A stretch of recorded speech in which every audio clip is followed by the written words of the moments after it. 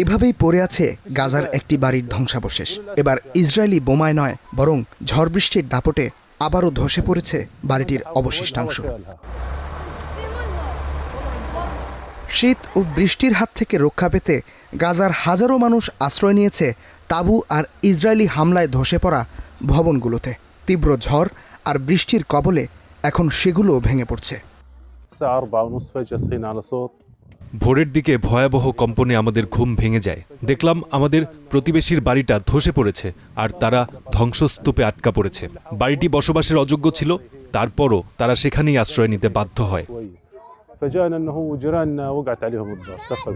ভারী বৃষ্টি ও বন্যা গাজার মানবিক সংকটকে আরও তীব্র করে তুলেছে। পাতলা তাঁবুগুলো ঠেকাতে পারছে না তীব্র বাতাস আর ভারী বৃষ্টি।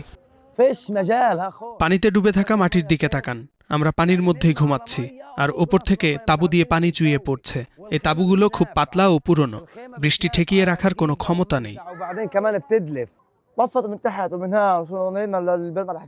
শীত আসার সঙ্গে সঙ্গে তাঁবুগুলোর অবস্থা খুব করুণ হয়ে গেছে।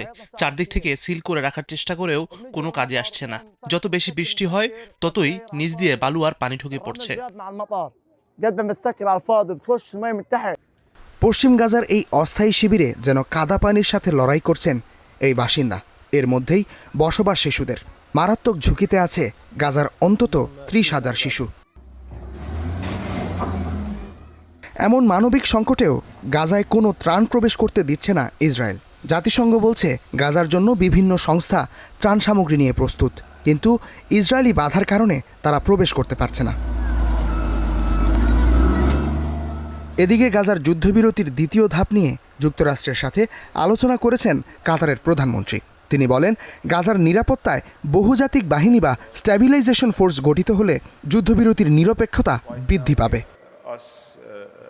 ইস্তেহাদুল মাহমুদ, স্টার নিউজ।